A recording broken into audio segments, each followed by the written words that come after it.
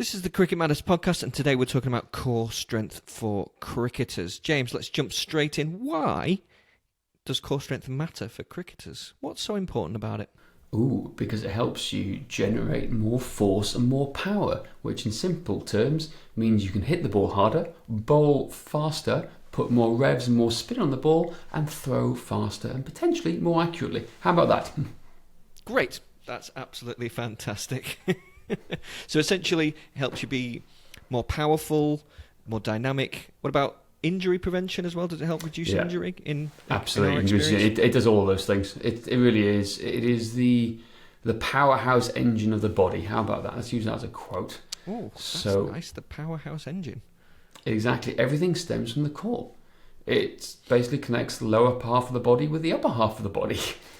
And when you're rotating, which means when batting, when hitting big sixes, or when you're bowling, or when you're throwing for rotational sports and all sports, from golf, cricket, tennis, everything like that, it is what controls and connects the upper half with the lower half and able to transfer weight effectively. Right, so we spoke on a previous podcast about squat strength tests, right, for cricket, and how if you've got to have strong, powerful, explosive legs to generate power and force from the floor. Well, that's all well and good, but then it just stops at the hips, right? Yeah. From the hips, and then need to transfer it into the core. So you need the upper, the central engine working together with the lower half of the body to transfer that power further up the chain, right? Yeah. So we've got to have. So my dad's trying to call me at the same time. How rude of it. So we've got to have this transfer of weight and transfer of power, and the core knits the two together. It connects the two, the upper body and lower body together. So if you have got a weak core, it means you're right. You're not going to be as powerful.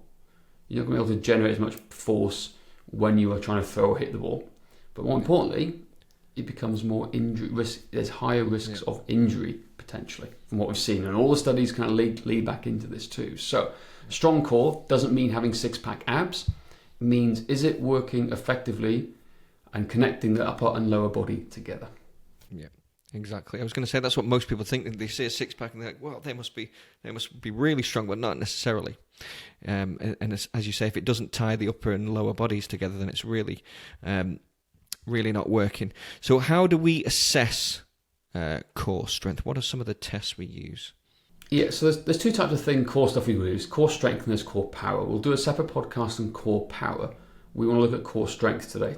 Do we have basic core strength? So very, very simply, let's look at the 2-minute plank, a 2-minute forearm plank. Can you hold the plank position for 2 minutes, right? So that is coming from Dr. Stuart McGill, one of the world's leading spine specialists, right? And his work with athletes all over the world. And he says that if you aren't able to hold and control a 2-minute plank, you haven't got the muscular endurance to support your lower back. It's as simple as that. So we look at the 2-minute plank as a standard benchmark for static core strength, which ties into you playing cricket all day. Because if your core is weak and doesn't have the muscular endurance, it means it's going to affect your posture over the course of a match, right? So, okay, yes, you could be stronger, but the idea is it's a baseline. Most cricketers we know and we've seen can't hold a 2-minute plank. They just can't. It's really hard for them. Or they do it and they're shaking like a leaf. It should be effortless. Absolutely effortless, right? And that is the whole aspect of that. We want to make sure we can have basic muscular endurance in a 2-minute plank before we do anything. Because you haven't got that, well, basic muscular endurance, foundational work is where we're going to start in your core. Nothing else. We don't need to go too fancy, but we just need to build this foundational piece first. That sounds good. As you say, cricket is generally a long game. So if you struggle to hold a 2-minute plank and you're shaking like a leaf, then how are you going to stand up for a full day or 50 overs or 5-day test match? Who knows? The next test, the trunk stability push-up, a little more complicated and complex. This one. Yeah, this is a little bit. I'm just pulling up the data and stuff because again, there's a blog that goes with this core strength test for cricketers. So I'm pulling up the stats and the data here. So I think let's just quote for quote verbatim. This was developed by some very smart people in the world of FMS, Gray Cook and Lee Burton and Carl Kiesel, I think, from their entire team. So the trunk stability push-up evaluates core stability in dynamic movement, focusing on the ability to stabilize the trunk during force transfer between the upper and lower body, what we were talking about earlier, right? So what is it? You're going to lie down on the floor and stretch your arms up overhead. Okay, if you can see on YouTube, you can see me stretch my hands up overhead, right? You're then going to bring your thumbs down, shoulder width apart, men in line with your forehead, women in line with your chin, right? With your feet together, pick your knees up, pull your toes up, raise your elbows off the ground, and you're going to try and do a single push-up whilst bringing your body up in one singular movement. Sounds easy. It isn't. Right? It's not. And again, this is why I'm going to encourage you to go to the blog and see there's a video that demonstrates how to do it and what we're talking about here. But that, in one foul swoop, tells us if you have the dynamic core control and stability in your core, right? Can you connect the upper and lower body together? Because if you can't, there is a leakage. There's a weak kink in your armour. You can't transfer power effectively. So when all the batsmen I know at the moment and all the trying to hit the ball harder, you're going to struggle. Sorry.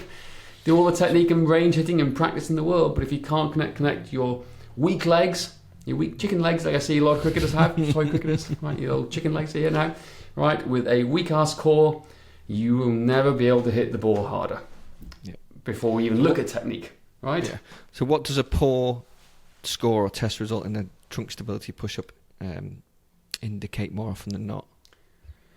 Poor core stability. They lack it. High risk of injury potentially as well. High risk of injury, yes. What's the data? The data is huge actually, because there's actually so much data on this because the FMS has been doing this for 20 odd years. So it shows that people who score this poorly have significantly higher risks of lower extremity injuries. Right?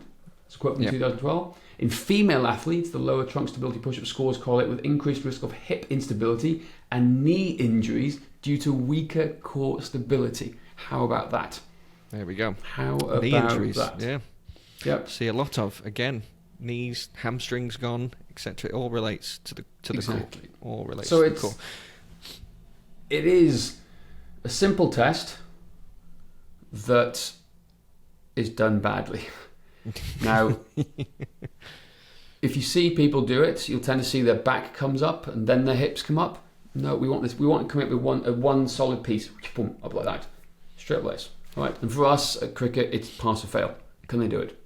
Right, the actual proper test, there's a few other scoring criteria, but we know that the best athletes can do this, and it's a standard thing. And because of the higher risk of injury in cricket, particularly lower back pain, and the need to build and requirement for generating force for all movements, we need to look at core stability.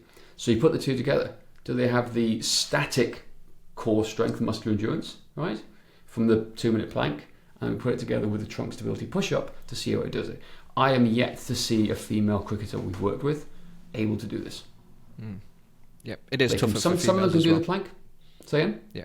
I said it is tougher for females to do that as well. You know, less upper body but I strength. think it's more important. Naturally. Yeah. I think it's way more important because a lot of the females we're seeing at the moment is they're struggling to generate power. They're lacking upper body strength, particularly in the forearms and grip, and they're also using bats that are too heavy for them. I was talking to this the other guy with Toby and Steve James. We were talking about the other day how they're struggling to generate power because bats are too heavy, but they also haven't got the forearm and grip strength to be able to do it. But combine that with the core strength, there's power leakages all the way. So it's the same sort of thing. I'd say it's very, very important for female athletes to have this dialed down because of their higher risk of ACL injuries. Okay, so quickly before we wrap up, I have failed the plank test. What are some exercises I can do?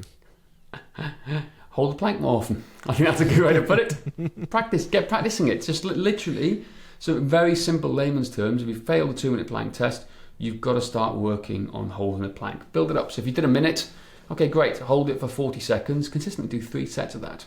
Consistently. Then build it up and do 3 sets of a minute. So you're doing it more than just a minute each time, and then build it up slowly. So that's one simple way of doing and training the core.